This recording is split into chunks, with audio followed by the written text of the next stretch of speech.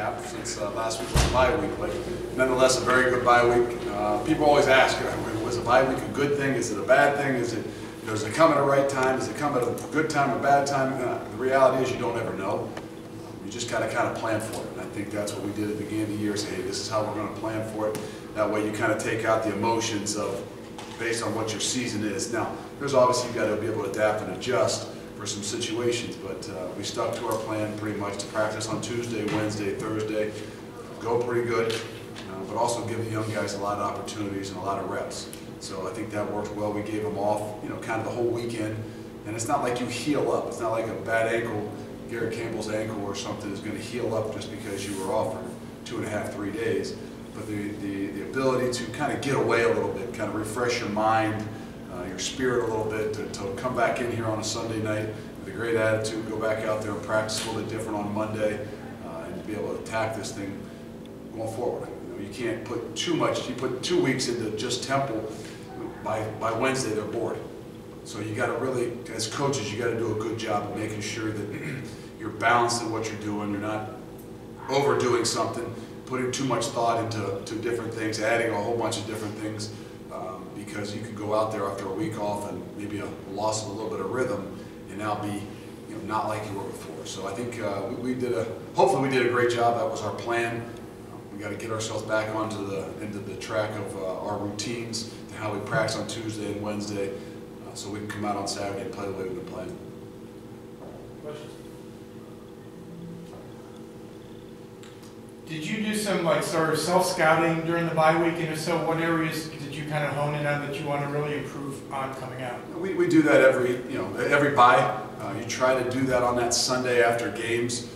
There's things that we got to do, little things here and there. I think statistically sometimes you're really just kind of trying to peek at it, but you're looking at defensively, what are you calling on third down, and what's the consistency offensively? Okay, what's the backfield set, and what plays are we running? So. It's a good opportunity for you to maybe even break some tendencies of the things that you've done, but also to be aware. And that's where I think you got to make sure you got enough balance in what you're doing to not all of a sudden say, hey, we need to change everything up. What we've done has been pretty good so far. And I think what the key is that to know what maybe some of those tendencies are, know what some of those things, special teams wise, we got to do a better job. I think, and that was one of those things for the, not just the scouting part of it, but the self-scout of it and the bye week, but the ability to work on some of those things even in those Tuesday, Wednesday, Thursday practices. So you take a peek at them, you make the little tweaks here and there, but that's where I think you can sometimes get overboard and say, hey, we got to change up because this is what we've done. Well, it's still been pretty decent, so let's make sure we're not outthinking ourselves. With a little extra time maybe to look back and analyze, was there anything that surprised you, positive or negative, about the first 6 games?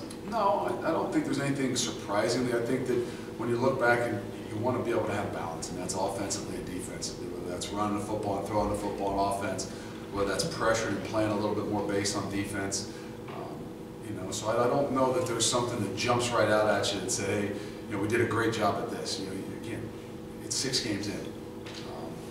We kind of try to focus on those objectives, and those objectives are things you can measure every day, every week, every game, as opposed to those long-term goals to say, well, hey, you know what? We've tackled so much better, so that's why, it's through 6. Now we got to, find ways to continue to enhance this. So I think a lot of our, besides just the self-scout, a lot of the things was a self-scout of ourselves, and I don't mean that on the football field. I mean trying to figure out from these guys, from these units, what have we done to be successful? What is different? And then how do we enhance some of those things that I'm not talking about on the football field? Looking at Temple's defense, they're one of the better ones in the conference. How do you plan to attack them, both the running game and the passing game? Well, if I did that, I would be giving away all of our secrets we've had a week, 2 weeks to prepare for. But again, they've done a great job defensively. They challenge you offensively. They're going to play a bunch of man. They're going to be on you. They're not going to give you the easy throws. What you notice from them right off the bat is I think they've scored 4 touchdowns defensively. So whether that's interceptions or that's scooped up fumbles, you could say those are, wow, that's just lucky. That's a ball bouncing the right way. No, those things are created. Those things are not just something that just happens.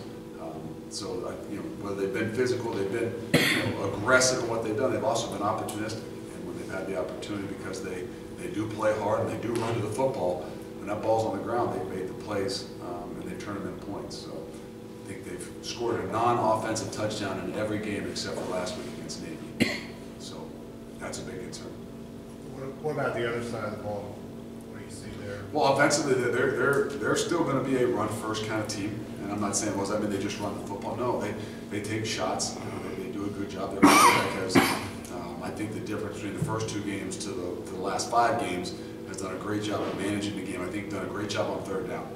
You know, he's delivered the football. He's given those guys an opportunity to make plays. As we like to say, make the quarterback look good. And I think they've got 3 or 4 guys out there on the outside that give the quarterback a chance to look good. And I mean that in the sense that he puts the ball in a good position, but those guys go up and make some plays. And I think in return, you start to look statistically at how they've done, you know, not just throwing the football, but more specifically on third down. And I think they've done a really good job of you know, getting the ball down the field and giving those guys opportunities to make some plays. You've answered every challenge this year. This obviously is maybe the best team you've seen so far, or at least on paper. I would say so. Yeah, going into this game, it's going to be, you know, one of your tougher ones. How do you guys feel? I don't know that we need to change. What we need to do is make sure we get back into the routines to what we do. And that's sometimes what the bye week, you know, where it can clear you up a little bit, let you have a little bit of relaxation. The guys can get away for a brief moment. You know, it also gets you out of that routine. So I think for us to understand what we're walking into, you know, to a very good football team that, you know, plays very physical, has been dominant in their wins. You know, I mean, against BC, where, you know, they played really well as well. You know, in those last 5 games, they've played as good as anybody that I know that we've played, but really a lot of the guys I've watched. So I think the key is to make sure our guys understand what they're walking in, just like anything. You know, you got to know what to expect. And if you really study the last 4 times I think we played them, again, I've only played them once, but when this is your program, this is what you're part of, you own everything. In the last 4 games, you know, we haven't done a very good job against them. I don't just mean the scoreboard hasn't, you know, gone our way. I mean, physically, it hasn't been very good for us. What's it say to you about a team that has the start that they did and doesn't let them get it down? They bounce back rather quickly after that. I think they're rooted in the things you want your program to be rooted in. And, you know, it's not just a front-running type of group. And I think that's where you start to look at it and say, yeah, they've got some really good football players that no matter what, if they lost 2 games maybe they, in their minds, they shouldn't lose. But they did. And then how they finally find themselves a way to regroup and continue to do, get that thing moving in the right direction, I think. So that's when you look at them, you say, where are they really rooted? They're rooted in the positions where you need to be, you know, front offensive line wise, you know, at the running back position. I think that they're rooted in the right way, and then, you know, solid defensively. I think gives them the opportunity, and I think helped them really probably get that thing flipped around. Would it also be maybe the toughest one this year? Does being now ranked in the national polls affect how you go about preparing for it this week? No, I just made sure those guys are aware that what our rankings.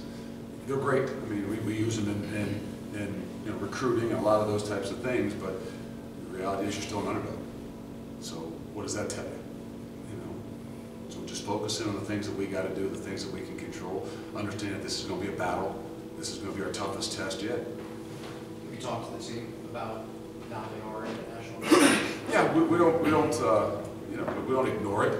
You know, but from the beginning of the year on, we haven't put a whole lot of stock whether they, you know, negatively say you're going to be last in the league, or negatively say something here or there, or all of a sudden start positively saying those things. You know, we've talked about that and the ability to handle both praise and criticism. The reality is, it is what it is.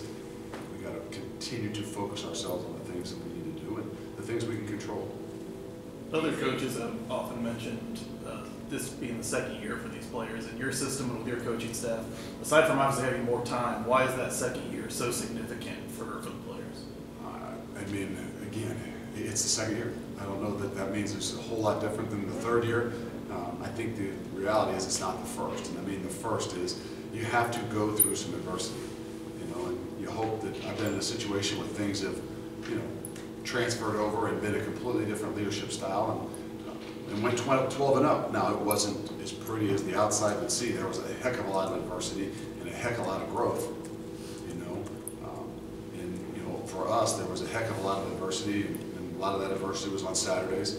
A lot of that adversity was at halftime, but there's a lot of growth, and I think that's where you start to see that, you know, a lot of times in your second year. It doesn't always mean that you're going to see it on Saturdays. You're going to see it in some of the results, but if you're hoping that you're doing things the right way, you're treating the people, the kids, the players, the program like it should be, you're seeing that growth. And I think, you know, you see a little snippet of it in your second year, and you want to continue to see it grow as you move forward. We asked a lot of questions, Coach, the first few weeks about the quarterback situation. You talked about a plan and the process, which is what you're going to decide that week. Was there a point, though, during the year when you kind of had a light bulb moment when you knew that Des was the guy for the program? I don't know that there was a light bulb moment. You know, we've kind of flowed with it. You know, he has taken the bull by the horns, and you know, has never quite relinquished it. I don't just mean by his play. I just mean by the way he prepares, his attitude, his ability to lead and make others around him better. There's not like all of a sudden one significant play you could say, hey, you know, in the third quarter, the start of the fourth quarter against UCLA, you knew you had, you know, this was going to be your guy. We still kind of fall along that thing that, hey, you know, if there comes a situation, Hayden's done a great job, and we wouldn't hesitate to have to put him in there and still play. But with that being said, too, I think that you're seeing a growth. We're seeing a growth from Desmond every week, every day, every week. And I don't just mean, you know, on throwing the football. I mean just in all the little things and understanding the game, the nuances, the things that we want our quarterbacks to be able to communicate and control on the football field. And to follow up on the rankings question, you're a guy who played in college with, you got everybody's best shot every time you play a college football game. When you do show up with that number next to your name, do you think it does add a little something to the other team? It definitely does. You know, there's without a doubt. You know, and I think that's what you want more importantly for our guys to understand, as opposed to how they feel about, you know, being ranked. You know, the praise and the pats on the back, and you know what the alumni and the fans think about it. I think what we want. The reason we don't ignore it is we want to make sure our guys understand it.